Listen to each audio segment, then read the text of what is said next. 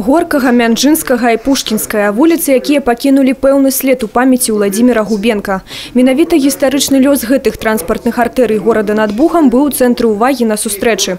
На экране малюнкі, сапраўдныя адбіткі гісторыі. Першыя работы мастака ўбачылі свет яшчэ ў канцы 90-х. Тады ніхто і падумаць не мог, што сустрэчы старых сяброў, вядзенне дыялогаў, а таксама простыя штрыхі алоўка на белай паперы праз гады апынуцца творчай спадчынай горада.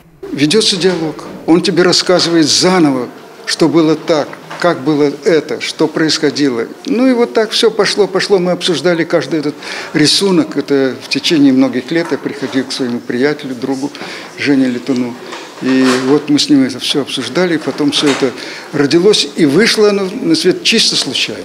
У калекцыі больш за 300 малюнкаў, на якіх Уладзімір Мікалаевіч дзеліцца ўспамінамі аб Брэсце. Работы ахопліваюць перыяд з 1940 года, калі ён упершыню прыехаў у Брэст да першых пасляваенных гадоў. Духмянасць бэзу, квіценне ліпы акацыі, любоў да минулага ў дробязях. Мастак з асаблівай радасцю і шчырасцю ўспамінае мінулыя моманты свайго жыцця. Изумительный запах стоял вот этой белой акации. Это даже не помню, какой поэт сочинил песню «Если хочешь в любви мне признаться, подожди до цветения акации».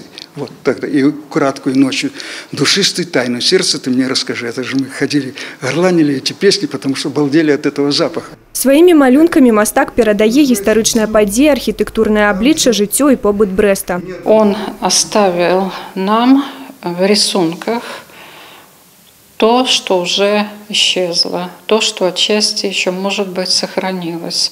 И самое главное, он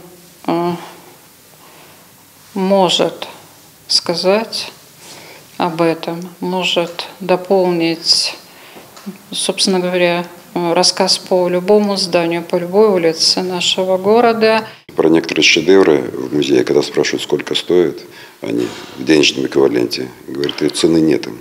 Так нет цены этим рисункам, безусловно, однозначно для тех брестчан, которые вообще любят город.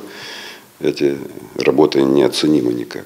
Надо беречь, хранить. Арганізатары адзначаюць, сустрэча з Уладзімірам Губенка будзе мець працяг, які запланаваны прыкладна на першы квартал наступнага года. Анастасія Кудзіш, Роман Філюціч, тэлерадыёкампанія «Брэст».